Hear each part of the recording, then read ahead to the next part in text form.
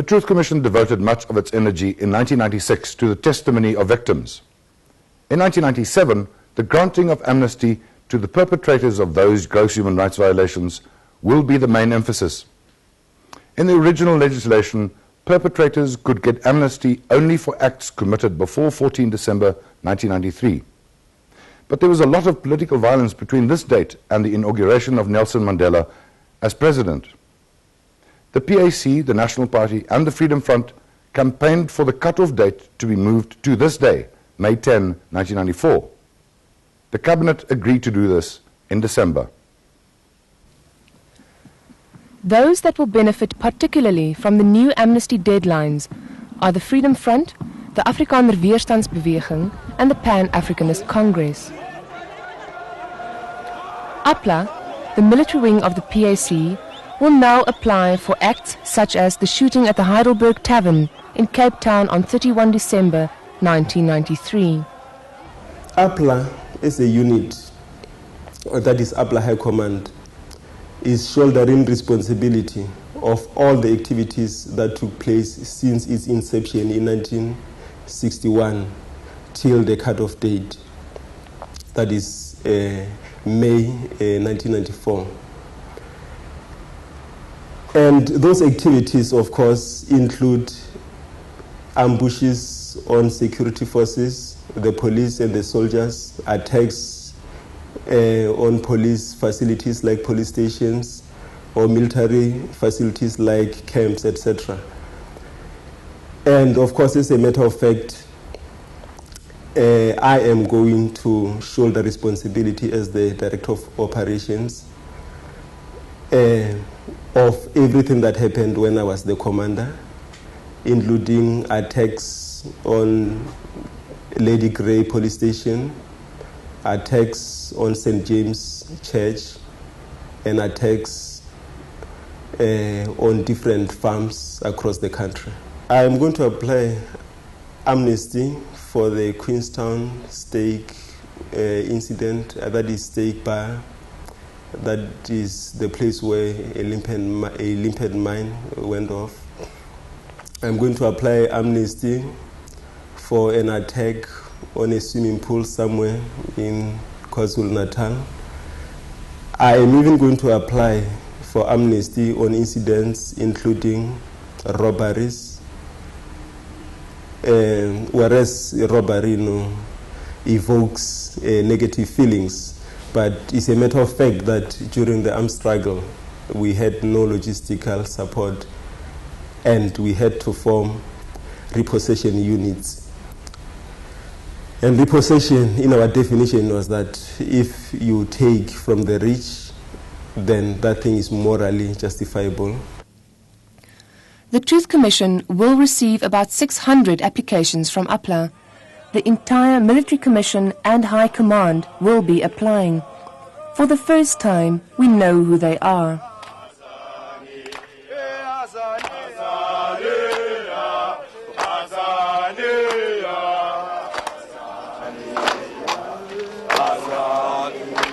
We are proud of what we did.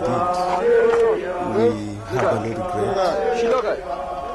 And it's unfortunate that people had to die. But it's not something that we are ashamed of, that we did go to war. War is, by its very nature, evil. And if there was another method to avoid it, we would have avoided it. The one date is the 10th of May. After the announcement of the extension of the deadline, General Constant Viljoen announced that he will be applying and thanked President Mandela. It adds to my delight today to say thank you very much, Mr. President. This has now opened the way for not only myself, but some of my followers, those that want to participate and be part of the amnesty provisions of the Constitution, which does solve a lot of problems. The AWB men convicted of the blasts in Johannesburg in the period leading up to the elections can now also apply for amnesty. Forgiveness does not come cheaply. It's something that comes deeply from the heart. And I can just ask the people that were involved directly or indirectly and who have been affected by this case to consider forgiving me. He might not be forgiven, but trust feed killer Brian Mitchell was granted amnesty and set free in December. It was not a popular decision. He had served less than 5 years of his 30-year sentence for the killing of 11 people in the Natal Midlands.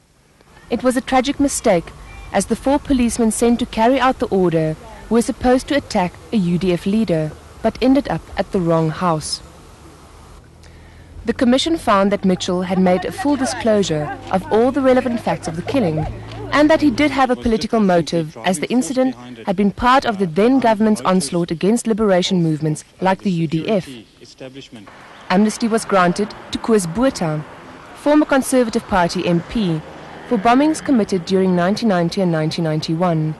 These included the Hillview Primary School in Pretoria, post offices in Verwoerdburg and Krugersdorp, and Kusatu House in Pretoria. Nou dat ek vry is, nou voel ek wil bou aan die nuwe Suid-Afrika. Ek was 'n breker, nou wil ek 'n bouer wees. Racism is not a political motive, the committee found in December.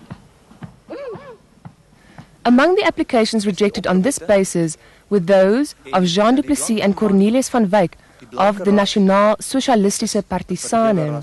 They are serving prison sentences for murder and robbery. The committee decided that the Partisane was not a publicly known political organization and that its members were religious fanatics. Under the influence of the Church of the Creator, they tried to purge South Africa of what they perceived to be inferior races. The 4 van Straten brothers also failed to prove that racism equals political motive. They killed 2 night watchmen and stole a truck from a transport company in Vereniging in June 1981.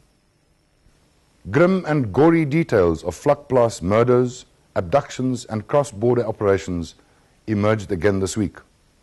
Dirk Coetzee, Almond Nofumela and David Chikalanga, who are applying for amnesty for a range of atrocities, continue to spill the sordid tales of South Africa's secret death farm. By now, Vlakplaas is known as the shadowy space where hitmen like Eugene de Kock, Joe Mamasela, Dirk Coetzee and Almond Nofumela freely roamed and secretly planned their killer missions against the opponents of the apartheid state. Little is known, though, of the assassinations in their own ranks, of the shooting, poisoning and burning of those they decided were traitors or double agents. One such man was Isaac Botloko Moema, known by his exile name as Ace. Mr. Coetzee, do you know the name Ace Moema? Yes, I do, Mr. Chairman. From where do you know this person?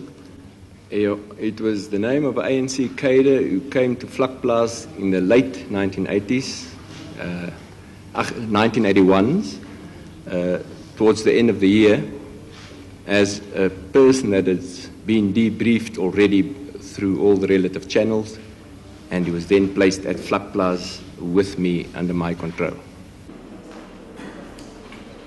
And I should just say he was a very observant, quiet, if I remember right, non-smoker, non-drinker, and asked a lot of questions which concerned me and the rest of the policemen at Vlakplaas. At that stage, I got the impression that there might be a hidden agenda. Captain Koos Vermeulen suggested that we should take him out. Meaning assassinate him. A decision is taken so flippantly and a man's life is put to an end. I am alarmed by that. I can understand it, Mr. Chairman. I think in those days a black man's life meant absolutely nothing.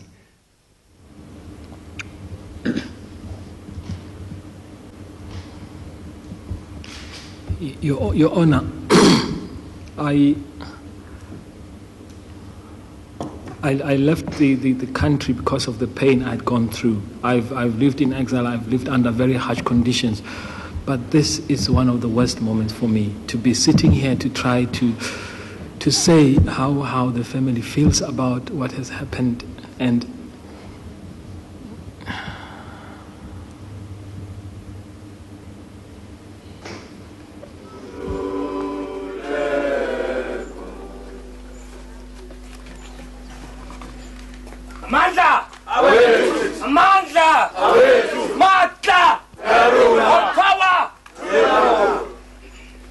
Tele Mwema was the first to hear of his eldest brother's death. Just a year apart, they had fled to join the ranks of the ANC within a month of each other in 1976. In 1990, he set foot on South African soil for the first time since. This time to honor Ace as a hero. It will release at least as long as I can see his remains, please. Yeah, and then know the person, though it won't help anything, you see. And then just take those remains and bury them where I will always remember. Isaac's middle name, Botloko, means pain. And for the Mwema family, as painful as his death, is the fact that his honor is tainted, that he is referred to as an askari, as an ANC cadre who willingly walked to the other side. In truth, he, together with the brothers Johannes and Chris Mnisi, were on a mission when they were captured.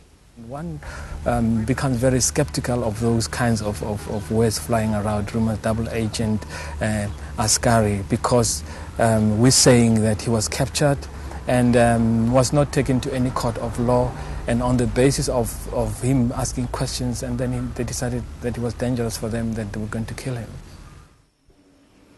On the evening of 26 November 1981, a group of Vlakplaas men under command of Captain Dirk Coetzee entered Botswana. Their aim was to kill ANC cadres Joyce Dipale, her husband Theo Role Masinga, and anybody else in the Gaborone house, who would, according to their intelligence, probably be ANC as well. As we entered into Gaborone, I left Paul van Dijk and David Chikalanga with a bakkie about 1.5 street blocks away under a tree from the target house, whilst Koos Vermeulen and myself, with Almond and Nofumela and Joe Mamasela, proceeded to the house on the corner right next to the target house. Coetzee could see that a storm was about to break and decided to use it as cover. Koos Vermeulen would stay outside while the others would enter the house. As we were still discussing of how next would we break the door down now, two women entered the kitchen with a lit candle and opened the back door. Joe grabbed one of the women and closed her mouth and shot at her at point blank. I heard someone drop to the cement like a bag of bones, and the other woman turned and ran into the house. Shots were fired at her, and at a stage I pushed Almond and Joe Mamasela aside, entered the house and shot with a sub-machine gun, a HMK. Gunshots rang out as he and Joe were shooting, and I was standing behind them in the house, in the kitchen. And as we were leaving, I shot once, if I remember correctly. And they too, I wasn't seeing anyone. We were just shooting randomly. Nofumela said he thought the two women were Joyce Dipale and her cousin Lillian Kiagile. But Lillian confirmed this week that she hadn't been there. Neither was the other target, Joyce's husband Rola. Joe Mamasela knew Joyce Dipale and was convinced that he had killed her. But she survived, although her life is very different now. She was shot 3 times in Gaborone. This side and this side. She later suffered a stroke, which severely affected her speech and memory. No speech. Read and write, gone. So, nothing. That the chair has indicated Joyce Dipale went to the Truth Commission because she needed to know what happened to her younger brother, Mohabe Dipale. In his testimony, Elmond Nofumela said he and Joe Mamasela abducted Mohabe Dipale, and that the two of them and Koos Vermeulen assaulted him. Mr. Chairman, Mohabe's aunt later received a phone call. And the very same Saturday, the John Foster Square police phoned us and said they found Mohabe Dipale hanged in the cell. Before he could even go to court.